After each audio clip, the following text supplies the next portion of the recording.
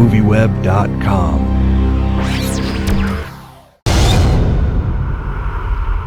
Halloween. From the very first movie you worked on till this, how do you feel you've changed as an actor, and what were you able to bring to this that you probably weren't able to bring to like House of a Thousand Corpses? Well, I mean, it's all a learning process. House of Thousand Corpses was its own experience for me because it was the first film I ever did. I worked with great actors, Karen Black and Sid Haig and Bill Moseley on that movie, and it was just, the whole thing is such a blur to me now looking back on it. I was just vomiticious every day before work. But you know, each project you work on, you learn from the crew and from the actors, and you know, hopefully you just keep getting better and better. Now, when you first read the script for this, did you find any aspects of it intimidating to you? Yes, I was terrified of the stripper scene.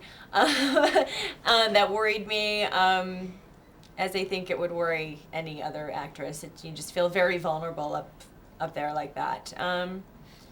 But that was the terrifying part for me. I know there's so many other things to be grossed out or scared about in the movie, but that, for me, was the terrifying Well, how was that to actually get up there and do that scene? I mean, once you finally were there, was it more comfortable than what you thought it would be, or was it just as terrifying once you got up on the stage? The first few takes, I'm sure, were horrible, and I'm sure nothing was used from them. I was so nervous and so terrified, even though, you know, no matter how comfortable you are with the crew, and even my husband as the director, it's still, you know, very nerve-wracking to be up there like that. But then, you know, by the end of the day, I was just like walking around in my bikini and, you know, whatever. It was fine. Well, when shooting a scene like that, what is your working relationship with Rob Like on the set?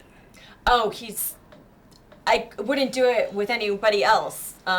So supportive, you know, really helped to guide me through my nerves, and you know, he felt for me too. Of course, he's my husband, how could he not? He knew I was worried about it. But we have a great working relationship, and yeah, he really guided me through as a director and as a husband. Well, you worked with Tobe Hooper, right, on Toolbox Murders. Now, are you planning on going beyond the Rob Zombie movies and doing any other acting roles? No, I'm not. I really like working with Rob, and he keeps me busy, and I have my clothing line, so I have a very full life. I don't aspire to audition or go out for any other projects. Well, that's good for me because I enjoy you in these films. Great, thanks. So, but can you describe your relationship with the young Mike Myers, how you feel that relationship?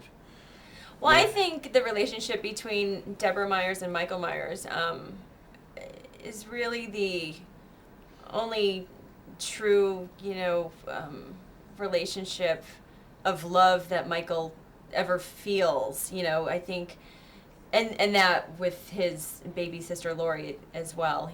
I think the innocence. I think he, you know, his mom is his mom, and she loves him, and she's the only one that shows him love. And you know, there was a real, I tried to establish a real bond with Dag so we could, you know, work better as the characters as well, and he was just a sweetheart to work with.